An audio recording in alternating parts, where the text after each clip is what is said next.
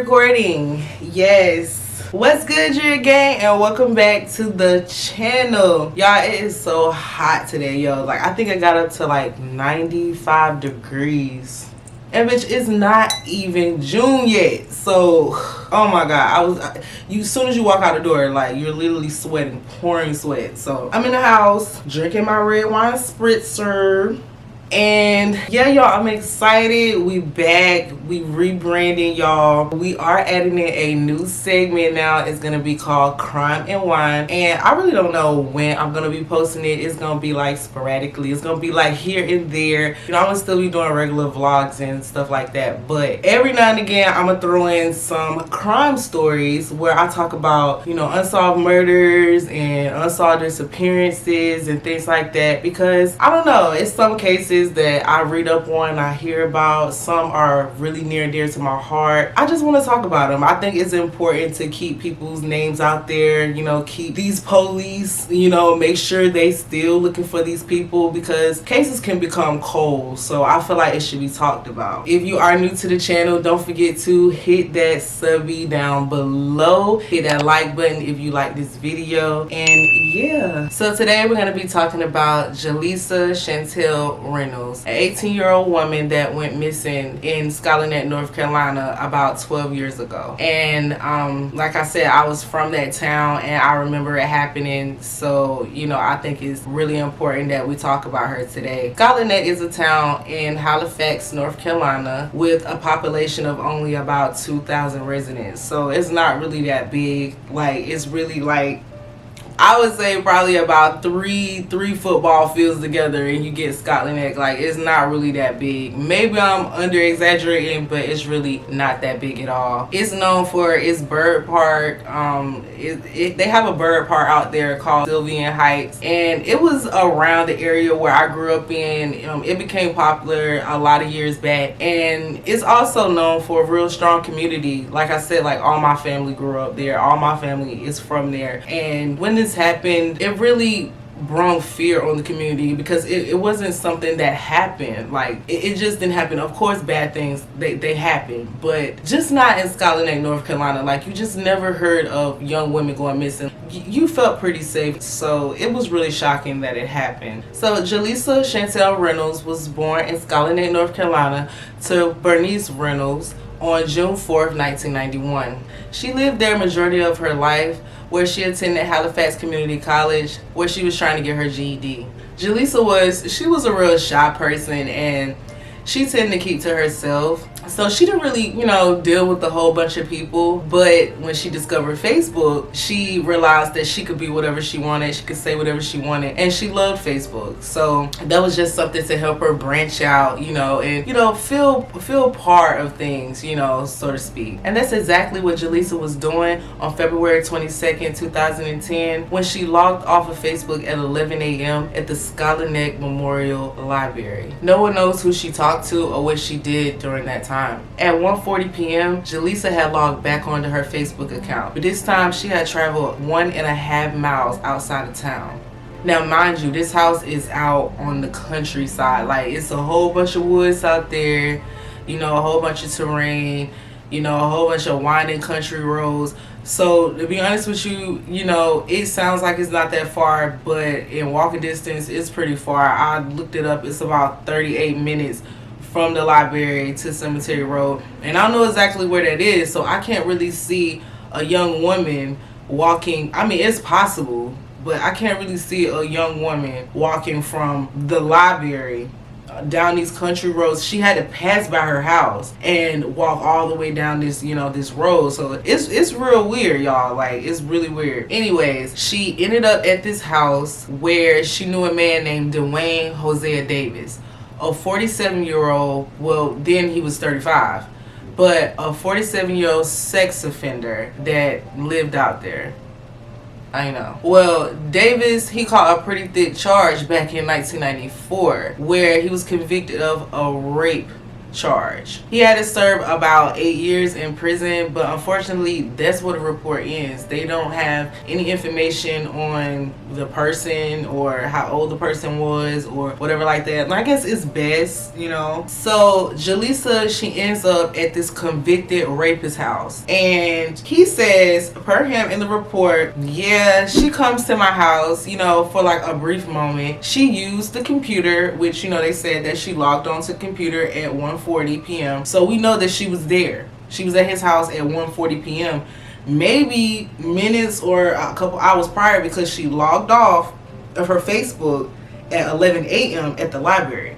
So we have no idea where she was, if she was already at his house, how she got there. So at this point, he's saying that, yeah, she was here, she used my computer, and she played with my horses for a little while. And then after that, he said between 2 to 3 p.m. she left, and he don't know where she went. Now, it's really weird because, you know, like I said, I remember this, and I remember that was all everyone was talking about. So, you know, the rumor was allegedly it was someone in a pickup truck that picked her up from the library, and they brought her, I guess, to his home. And allegedly when she left, he seen her get into a vehicle and leave. I do not know if he has the truck, if he has a pickup truck. This is all alleged. It's really all a rumor, so I don't know. But it's really weird, y'all. Like, how did she get there?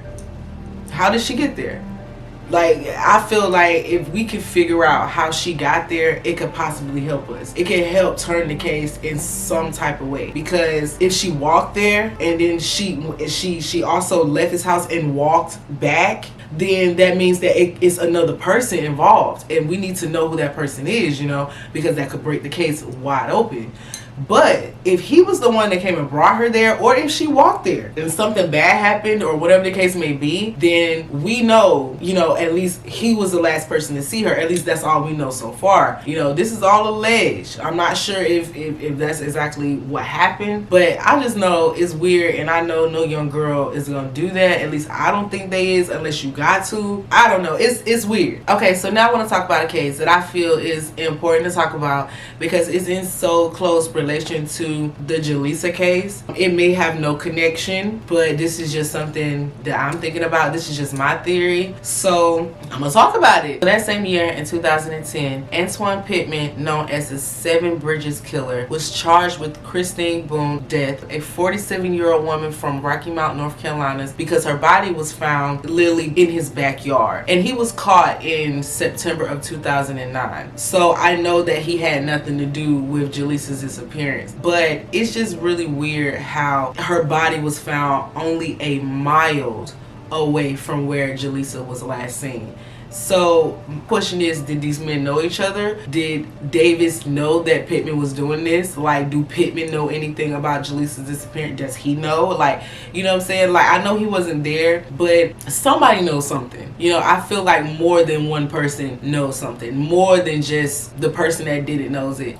Like, it makes you think, like, you know, if they found Christine there, if they found her body there, and she was all the way from Rocky Mount, North Carolina. Rocky Mount is about 45 minutes away from Scotland Neck, or from where that location is. So if her body was found way over there in those woods, and Jalisa was last seen only a mile away, is she near? Is she close? I know that the police, they said they scoured lakes and you know, forest and all those woods out there, all those terrains. But let's be honest, you know, it's been a lot of times that police, they stepped right over them and never even knew, or they stopped before they got to the person, you know what I'm saying? So you never know. Like, it's so many woods and, you know what I'm saying, trash and rocks and dirt and piles and straw and mounds out there, and it's yards and yards of it, you know, fields of it. So how do you know? You know, my gut is telling me she's there. You know, she has to be. In June of that same year of 2010, phone calls started originating from the area where Jalisa was last seen. They believe it originated either from his residence or around his residence. 911 stated that they received almost 14 phone calls, where they claimed some phone calls were of a man trying to disguise his voice as a female caller. Some of them screaming for help, and even one phone call, it was almost like they were making fake gunshots in the background. So because of all these repetitive phone calls that 911 was receiving, the police thought it would be good to get a search warrant and knock his door down, which they did. And when they did, they didn't really find much, but multiple cell phones. Like, he had multiple cell phones. Like, they said so many cell phones in his home. And one really stood out because it had a pastel color on it. He says he has been unfairly targeted by sheriff's investigators for more than a year and points to events like the search of his home this week as an example. Before I could get to my door, they done busted the door wide open. I actually have pictures where they put handcuffs on me so tight, my arms was red. The warrants indicate authorities searched Davis's home because they received 14 911 calls from cell phones at or around Davis's address since June of last year. The calls appear to be someone disguising their voice to sound like a female calling for help. I think it's somebody that's playing on the phone who's trying to keep the law enforcement keep coming to my house. And it was rumored to be Jalisa's, but since there has been no update on the cell phone case or anything like that, so unfortunately that's where it ends. Like, it's so weird to me because since this happened 12 years ago, y'all, like 12 years ago. And there has been no other girls gone missing since this happened. Like, literally from that area, no other young women or any person has went missing from that area since. So it makes you wonder, like, this man was the last person to see her, a known rapist. And even though this young woman, she was of age, she could have very well left the area. Why would she leave her mother behind? Why would she leave her mother in agony, wondering where she is? She didn't just walk away. She didn't just walk away. And I'm not throwing accusations, but come on now. The proof is right there. Is right there. And I feel like she's right there, you know, and it gets me upset because I know sometimes police departments do not have fundings and they don't have the ability and the money to do it. But come on now. This is literally the only biggest case y'all probably have in that city as far as missing people, and you just letting this man walk around, and it really hurts me. It really hurts me, and I know the community is still, people in the community still think about this, and it's impossible not to, because this young woman, she's lost. She's gone. She's lost, and she could be alive. It's a small chance that she could still be here, but she's lost, and she needs to be found. Her mom needs to have her. It's only fair. That's what she deserves. Jalisa was last seen wearing a pink shirt, a blue denim jacket with a flower pattern design on the back, tan khakis, black sneakers with Velcro straps, a black headscarf, and bobby pins in her hair. And that's pretty much where the story ends. Like, it's sad that we have no more information on this story. I hope eventually we can have some closure to it, to bring closure to Jalisa's family and the community. And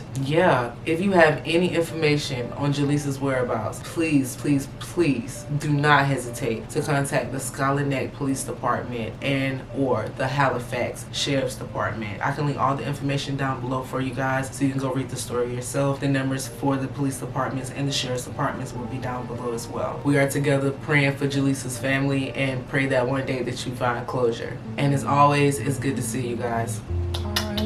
Peace. It's all in my head.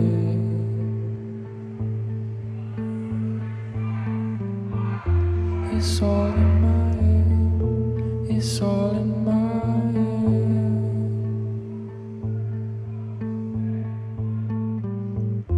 It's all in my head. It's all in my